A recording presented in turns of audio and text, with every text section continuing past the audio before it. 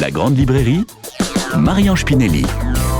Bonjour Sandrine. Bonjour Marie-Ange, bonjour tout le monde. Ravie de vous retrouver. Ah, moi aussi. Avec une pile de livres. C'est vrai que le début d'année 2014 a été assez étonnant. J'ai sorti à peu près 3 livres par mois, donc c'est quand même pas mal. Vous avez bien travaillé. Oui, mais je crois que ça n'arrivera pas tout le temps, faut pas que je m'habitue.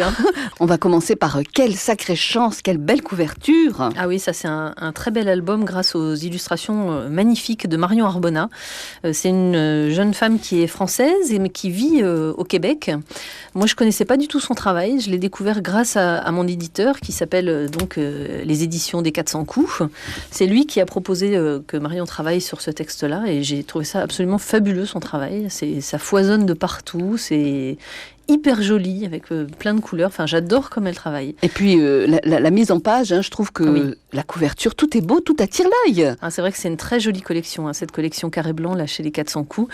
Je suis ravie d'en faire partie. Bon, alors de quoi ça parle, quelle sacrée chance? Alors quelle sacrée chance. En fait, si vous ouvrez tout de suite la première page, on comprend très très vite parce qu'en fait, ça commence en disant si papy n'avait pas rencontré mamie, maman ne serait pas née. Ah oui. Si mémé n'avait pas rencontré pépé, papa ne serait pas né. Et en fait, c'est toute l'histoire de ces rencontres qui font qu'on est là aujourd'hui, nous, petits enfants, puis un jour évidemment adultes. Et l'idée, c'est ça, c'est voilà, si mon papa n'avait pas rencontré ma maman, s'ils n'étaient pas tombés amoureux l'un de l'autre, si à ce moment-là, il ne s'était pas passé ça, si ça n'avait pas été cette petite graine-là qui était allée dans le petit œuf qui était à ce moment-là dans ma maman, je ne serais pas là aujourd'hui. Donc, quelle sacrée chance quand on y pense, parce qu'il y a 1 milliard de possibilités pour que ça soit passé comme ça.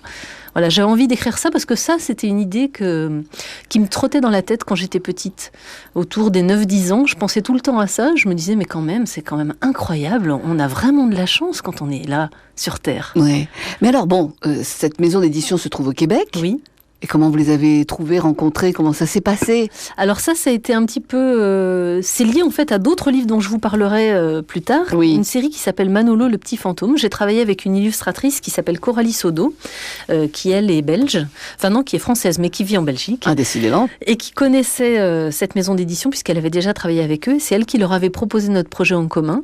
Et j'ai eu de la chance puisqu'ils ont aimé ce projet-là. Et mes textes suivants, il y en a plusieurs qui vont sortir chez eux. Donc je suis très très contente. C'est vraiment une très belle maison d'édition et en plus c'est des relations humaines que je trouve vraiment chouettes. Donc je suis très ravie de travailler avec les éditions 400 coups. Alors on rappelle le titre de ce livre. Quelle sacrée chance.